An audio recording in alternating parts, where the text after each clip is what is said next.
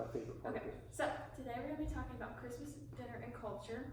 And normally when you think about Christmas dinner, you think of turkey, mashed potatoes, cranberry sauce, stuffing, casseroles, all the things you eat here in the USA. But today we're going to be talking about two other cultures as well as the USA culture and how it differs in Christmas dinner and how you see those differences through Christmas dinner. So first we're going to start off with USA, where we're from. And you normally see turkey, so I've made a nice turkey here for you to see. And we have mashed potatoes, veggies.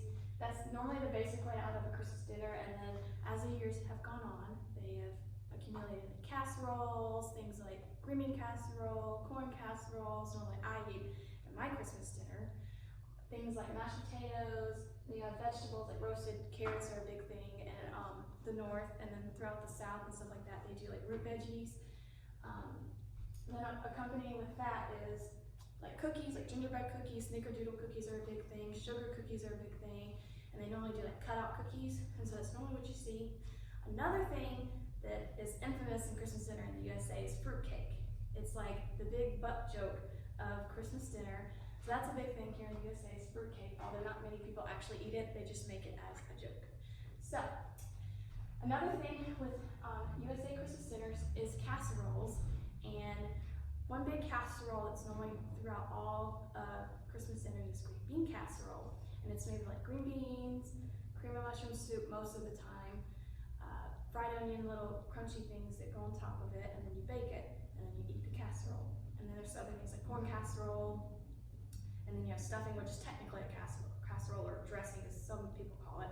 It's called, I hear it called dressing a lot in the South, and then when I get up towards the North, I hear stuffing. So it's basically the same thing though. Moving on to compare to the USA, we're moving on to the Philippines, and Christmas dinner and Christmas in general in the Philippines is actually a really big celebration.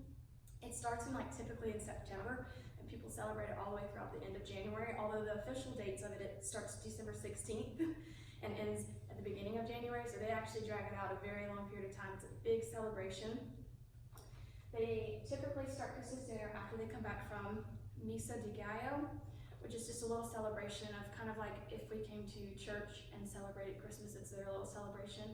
So they get back from Misa de Gallo and they have their Christmas dinner, which typically consists of the main centerpiece, which is a roasted pig, and it can either be hamon or lechon, which is like a roasted pig or like a salted roasted pig. So it's like different ways that they cook it. So they have two options. And then along with the roasted pig, normally it's accompanied with a cheese ball, which they call queso de boya. And it's normally Edam cheese wrapped in like a red wax paper, and then they just slice it and eat it. Another thing that they have as a dessert is fruit salad. I've eaten fruit salad before. That's typically a lot of things that people eat, but you don't normally hear about it at Christmas dinner. That's their big dessert. They don't normally have cookies, cakes, or anything like that. They normally do fruit salad. Other sides that accompany the Philippines that I do not have up here is pasta salad. I love pasta salad. They also have limpo, which is spring rolls. And they make all different kinds of spring rolls. They'll have like big buffets set out and do each spring roll in each set. So like beef spring roll, vegetable spring roll, chicken spring rolls, and it's a big old setup. And so at the end of their celebration of Christmas, normally they get together and they have a locally sourced hot cocoa or hot chocolate drink, and that's like also like kind of their big dessert because they don't really do cookies or pies or fruit cakes or anything like that. They normally just do fruit salad with hot cocoa, and it's always locally sourced right there from the Philippines, right there from their town. They only have one person that just grows it, and that's what that person does is at Christmas they harvest it and make hot cocoa. And they normally just make it with the cocoa powder, milk, and cane sugar, and they all get it together. That's all that goes in their hot cocoa. They don't buy it from the store and make it, and they still do that to this day. That's a big tradition. The next place that we'll be talking about is Japan, and this is the most interesting of them all because it doesn't seem as traditional as most other Christmas dinners. They actually have a tradition of eating KFC on Christmas. And if you know, we're here in Kentucky, and this is where Kentucky Fried Chicken originated from. So it's a big thing for me to find out, and it was really interesting. It actually started in 1974, and before then Japan had no Christmas traditions. They didn't really do anything for Christmas. Most of them, if they were Christian, they did celebrate Jesus Christ and things like that, but they didn't have like a tradition of what they ate or what they did on Christmas Day or Christmas Eve.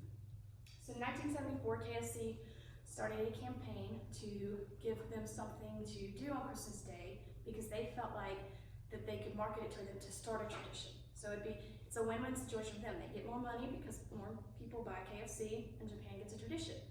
So they marketed it as this Christmas bucket, basically contained just fried chicken for a while. And it got so popular it became to include a Christmas cake, which typically looks like this every year. It's the same Christmas cake. And then also a salad with it. And then obviously they order drinks with it as well. Things like sake and things like that they drink. And it comes in a big Christmas bucket, all containing that. And it became so popular that they had to begin ordering it 2 months in advance. So if you wanted your Christmas dinner, you had to start ordering in like October. So basically Halloween if you wanted to get your KFC. So it's a big tradition. You can even look on it online. If you go to Instagram and search up hashtag like Japanese Christmas, like everybody does a full like typical Christmas picture of this dinner right there. And it's like the big thing in Japan. So Christmas begins is like the most popular, like when you think of it, it's like the most popular holiday throughout the world. Like if you that's typically a holiday that every culture in every state in America and every country in other countries, like in like South America, Europe, things like that, they all celebrate Christmas basically. And so you would think that we would eat more similar things and it would be more similar across the board because it's so popular, but in reality, if you see it, culture affects it a lot. You know, you've got typical American culture, the Philippine culture, and then you got Japanese culture, Asian culture. It's really just Japanese, but it's more the Asian culture. I find this throughout China as well. A lot of roasted pig for Christmas dinner, so it just shows how culture can really affect things, and it's really nice to know these differences because then it can kind of bring culture closer together once you realize those differences. So, thank you for listening to my speech. I hope you enjoyed it.